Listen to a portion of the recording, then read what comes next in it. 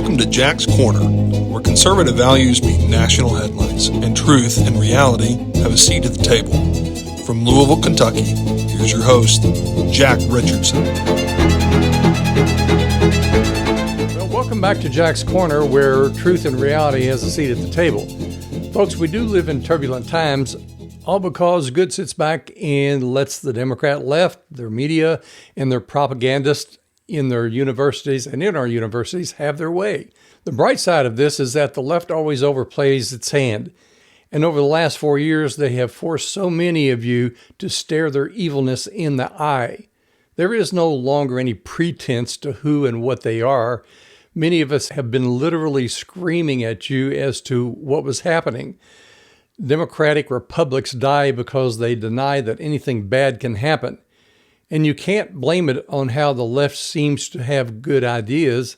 They have never had a good idea other than what would keep them in power forever. They have no solutions, and every time they have implemented their ideas, it has been a disaster and people have died. So that brings me to my first topic of today, and that is America about to have its first Muslim communist mayor? Socialism is communists' euphemistic deception. Now stop being gamed by the enemies of humanity. Stop saying socialism because it's communism. They are the enemies of freedom, normalcy, common sense, sanity, and yes, humanity. They are empirically the original racist in this country, destroying black families with false promises while exuding a sanctimonious and false compassion. But I have no doubt they feel sanctified in their chaos that they create to advance their own cause. The communists, disguised as Democrats, are so desperate for power that they will destroy all in their path to get it and to keep it. I have nothing in common with these psychotic barbarians who have just won another victory in, not surprisingly, New York City, with the election and nomination of Zohran Mamdani, a rabid, demonic, radical communist Islamist, as the Democrat nominee for mayor of New York. If the truth be told about his agenda and the murderous faith to which he holds, and given the power he wants, he would murder those idiot white infidels who were giddy over his candidacy and voted for him. Lenin had a term for Mamdani's supporters, that is, useful idiots. How do you know that he is murderous, you ask? Well, the scripture teaches us that what comes out of a man's mouth is what's in his heart. Well, look at the list of things he has said and what he has supported, and my contention is hard to deny. Just as England has fallen to Islam under the Fourth Jihad plan, where Muslim mayors now run practically every major city in Great Britain, it is now starting here in America. Folks, how many more times must you be told that the liberal leftist Democrat Party is a danger and threat to you, your family, and your very life, liberty, and happiness? Let me disclose to you who this Mamdani is. He is a self-described communist.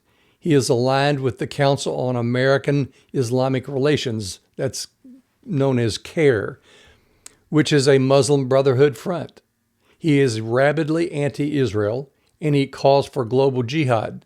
Let me explain what that means. If they achieve their goals, you will have to convert to Islam or lose your head. Satan has many names, and one of them is Islam. He stated that, and that is Mamdani stated that Israel is not a normal country. It's just a bunch of American and European Jews terrorizing indigenous populations on stolen land. He supports designated terrorist groups such as Hamas, which massacred the Israelis on October the 7th. He hates white people. You should look up and listen to his racist rants. Assistant Attorney General for Civil Rights Dillon threatened to investigate Mamdani over his proposal to tax whiter neighborhoods, that is, if he becomes mayor, calling that race-based policies illegal. He has called for a global intifada, which means global terrorism, which is how they have spread their false religion. He was asked 3 times to recant that statement, and he would not. Now let me remind you, Islam came about and spread by intimidation, raping, pillaging, and plundering, and taking over other people's lands, forcing them to convert or die. And this is only the tip of the iceberg. Mandami is the consequence of years of Democrat left influence in this country, and particularly in all our major cities for the last 50 years. Liberalism and the left are an evil that must be purged from our country. It is a mental illness that we have toxically tolerated within our government and institutions of higher education. In fact, I cannot imagine why we, as a nation of constitutional freedoms, have not outlawed communism. Communism is by definition incompatible with a democratic republic like ours. The very nature of communism is anti-human. It can only exist by denying individual freedoms. Islam, by its very nature, is authoritarian and communist, murderous to anyone not of the Islamic faith. Let no one tell you anything different. And if you still don't believe it, go read the Quran. Don't be stupid and stop associating with and giving aid to those on the left. I don't care if they are your family or friends. You have nothing in common with them unless you are evil too. The people of New York City just voted in a communist in the Democrat Party primary for mayor. They elected an enemy of America as their standard bearer. Folks, given the corruption in New York's government, its judicial system, and its people, it is not a safe place to travel to do business, or to visit. Look what they tried to do with the lawfare and how they weaponized the justice system against Trump. No other people could have survived or endured such corruption. You would have no chance for justice in New York should something happen to you on a visit there. So stay safe and stay away. After all, there is an exodus going on there. So don't go where everyone else is leaving, and don't be stupid. It's time to let New York suffer the consequences of their choices. Boycott and abandon them in every conceivable way, as irrational people don't come to reality voluntarily. They have to suffer and suffer greatly at the foot of their own decisions. Start now. Make your sentiments known, no matter how far away you are, because it's heading your way. Now, just as much as Mandami's communism is a failed theory, so is his faith. It's not a religion, and the only reason you think it is because you haven't read their so-called holy word, and you have relied upon what others have told you. Disney's fantasies have more reality to them than Islam, which is really an excuse to rape, pillage, and plunder, all under the guise of a religion. So wake up. Now let's go to another end of the spectrum, politically speaking, and that is communism and libertarianism are two isms. They are fantasies that bring destruction. An ideology is a system of ideas and ideals that form the basis of an economic or political theory and policy. The problem is that they don't live in real time or reality. A house on fire needs water now, not after you debate which hose is the best one to use. Both ideologies will destroy your house and your life. Libertarianism is a political philosophy that advocates only minimal state intervention in the free market and the private lives of citizens. It believes that private morality is not the state's affair, and therefore every deviant behavior is none of the state's business. Libertarianism shares elements with anarchism. The problem with libertarianism is that, as President Adams said, our Constitution is only fitting for a moral and religious people. Why? Because a moral and religious people are self-governing. Neither ideology works and are born of an unrealistic utopian idealism. Today, the Democrat left has been subsumed by the murderous communist ideology as their psychosis and neurosis demands that they be worshipped. And that requires total control, where the government becomes your God. There is no arguing with that assessment, as 120 million people have been murdered by communist regimes in the last 100 years. Some Republicans have been infected with libertarianism, and fortunately only a handful. However, with the slim numbers that we have in Congress, they have too much sway and are disconnected from reality. For instance, they voted down Trump's budget bill, the consequence of which is a 68% increase in everyone's taxes and a sure defeat for the whole of the Republican Party in the midterm elections. Now, that is cutting your nose off to spite your face. That is irrational. And Representative Thomas Massie of Kentucky's 4th Congressional District wears that crown. And as a member of the Republican Party of Kentucky's Executive Committee, I will be calling for his censure so as to educate his constituents as to who he is and what he is, and I can tell you he's not a Republican. Libertarianism is illogical in our current environment. It is a psychosis, that is, a detachment from reality and exemplary of not living in real time. So there are your choices. The quickest and easiest way to fix the political problem in America is through the Republican Party, but that will take a purge of libertarians and the rhinos, which means Republicans in name only, who screw it up for the rest of us.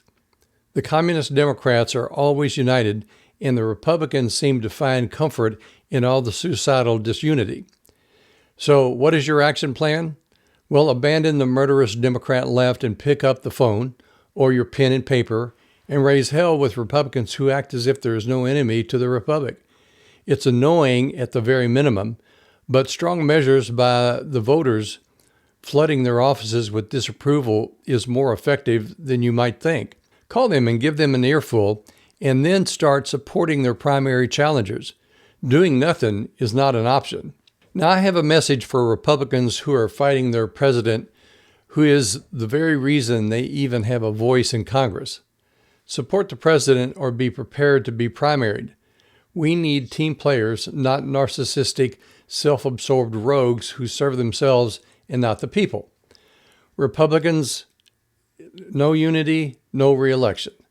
Call your representatives and give them an ultimatum. Unify or be removed. Any Republican who votes against Trump's big, beautiful bill or who causes it to fail will cause Americans to suffer the largest tax increase and the largest in history. Those Republicans deserve to be primaried and defeated because the consequences are catastrophic. This is not a time for defection. It is a time for unity. How about doing something sacrificial for a change and in the best interest of the country? This is not rocket science. If Republicans fail to pass this bill, they will bring defeat to the party in the 2026 midterm elections, not to mention great damage to America's economy, followed by a resurgence of the Democrat left in power. The defeat of this bill and the consequences are unthinkable. Perhaps that is something Republicans have a problem with. They are not thinking. In fact, they cannot even begin to articulate why the defeat of the bill would be any better than the consequences. Given the dire consequences for the American people if your representative does not vote for Trump's budget, it is inexcusable. Moreover, it would be inexcusable to re-elect that representative or senator. So many in Congress think too highly of themselves, which Scripture warns us against. They need to get it through their heads that they are not all that important, nor are their pet issues. At the end of the day, the passage of Trump's budget far exceeds the importance of any senator's or representative's issue. As with the military, when your commander has come to a decision and issues an order, you had better obey it or you're going to be court-martialed. In political terms, that means defeat in the next election. So folks, pick up your phone and tell your congressional representative, whether they be in the House or the Senate, that if they vote against Trump's bill, that it will earn your vote against them in the next election. There are so many things that work against us as a nation, and one of them is what I said in an article where I raised the question, is the problem capitalism or moral bankruptcy? We have boardroom hedonists whose God is really the dollar. Today, most who sit in the boardrooms of corporations around America are morally rudderless as their focus is only on the bottom line. No matter what their decisions are, eroding the ground out from under the system that allows them to prosper. Walmart is still selling items that push the LGBTQ+ agenda on children, despite announcing in November it would move away from diversity, equity, and inclusion. That's DEI that most people understand it to be. An investigation from the conservative nonprofit Building America's Future, known as BAF, first obtained by Breitbart News, revealed what was going on. Walmart is not alone. Many other companies have learned and employed the art of deception, and they just changed the name of DEI to something more euphemistic.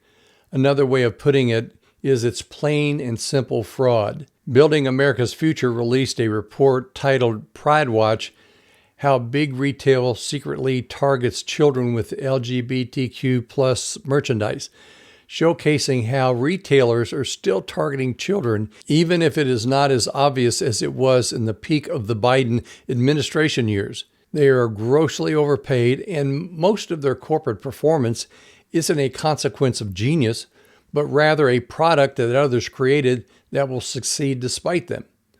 While they undermine America, you need to undermine them just as you did with Bud Light. After 5 years, I still refuse to shop at Target. Remember, don't get mad, get even. Vote with your wallet. After all, it's your life, liberty, and happiness that you'll be saving.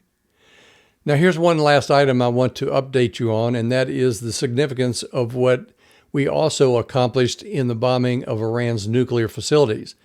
And that involves the China-Iran connection. Folks, China is our enemy. So why did we do business with them? The West created this monster. Inasmuch as most major tactical disasters of the last 100 years have been created by the West via its inaction, it is no surprise that China, which was brought into the modern world by Western money, has always been an enemy and now is plotting with another enemy the West created. And who's that? That's Iran. My good friend Rod Martin, who you've probably seen on Fox News, has disclosed the China-Iran connection in exquisite detail in the Martin Report, which I highly recommend. Of late, there has been concern regarding certain aircraft being flown from China to Iran. Well, as Martin reported, Israel's war with Iran may have just torched China's $400 billion foothold in the Middle East. I certainly hope so. China signed a $400 billion deal with Iran in 2021. This agreement granted China 25 years of cheap oil, military, telecom, financial resources, and infrastructure projects tied to the Belt Road Initiative. Do you have any doubt now that Iran's nuclear program had to be taken out? Can you imagine Iran being China's nuclear proxy? They already have North Korea, thanks to Bill Clinton. The West is so foolish. They project upon the rest of humanity that the rest of humanity is just like us. Well, no, they're not. They don't live like us. They don't think like us, nor do they desire the same things that we do. That is why we make so many tactical mistakes in dealing with other countries and cultures that would love to destroy us. In today's world, if someone or some group or thing is evil, you can rest assured that Russia and China will be there on their side. So why does the rest continuously cozy up to the evil regimes, some of which they created? Well, it's the inept cowards that we elect. They are not the Gideons of the Old Testament story, where those who were chosen to fight possessed a certain character. Remember, God told Gideon to test the men who were to fight by choosing them based on how they drank water from the stream. You see, it was a character test. If they took the water from the stream, putting their hands to their mouths, it allowed them to always maintain a vigilance, as opposed to the ones getting down on their knees to drink. Not all men had the right kind of stuff, the right kind of character to engage in conflict or to lead. So the West, more often than not, picks the worst people because they are chosen by the worst people. By God's grace, we have a real man for a change, a warrior in the Oval Office in Donald Trump. He is a true Gideon, always on guard protecting America. But then again, I digress here. Over 90% of Iran's oil exports go to China. But there is a real kicker here. Beijing paid for that oil with the yuan, not dollars. China and other countries have been trying to get rid of the dollar as a reserve currency. Now, if that ever happens, your standard of living will crash, and there will be nothing you can do about it. And yes, you will most likely be able to thank another inept Westerner for the policy that would lead to that. Biden brought us really close to that event happening. Making matters worse, Iran has to buy Chinese goods under the agreement. And China gets Iran oil, guess what, at below market levels. So as Martin asks, what happens if sanctions and or if Iran's regime falls? The oil for debt racket ends and the $400 billion deal becomes toilet paper. That also means that China loses its last major ally in the region, and Beijing knows it. Remember, Tehran armed the terrorist groups Hamas, Hezbollah, and the Houthis, and they are all backed by Chinese tech and weapons. China is not our friend. Folks, wake up and start thinking deeper. Trump has now chased Russia out of the Middle East, and now he's doing the same to China. There is more at play here than you know, or that the media or the Democrat left will tell you. If the West under Trump stays its current course with Iran, which we should have done 46 years ago, this will pay double dividend, causing China great losses. The result of China losing $400 billion will take money away from China's military, which is threatening the whole of the South Pacific. All of Iran's proxies are gone, and hopefully Iran's regime will collapse. If so, then China cannot buy cheap below-market oil. That means Chinese refineries must pay market prices. Energy costs go up, and China's GDP will slow. Moreover, China is already experiencing civil unrest, which will increase given the economic pressures. So how can this happen? Only if the West is smarter for a change, and so far it has been thanks to President Trump. Let's pray for Trump and his advisors that the West will, for once, vanquish evil and finish what they started. Okay, folks, that will do for today. Don't forget to call your House members to support Trump's bill. Find something you can do each week to protect and take back your country from evil and the left. Until later, I'm Jack Richardson for Jack's Corner.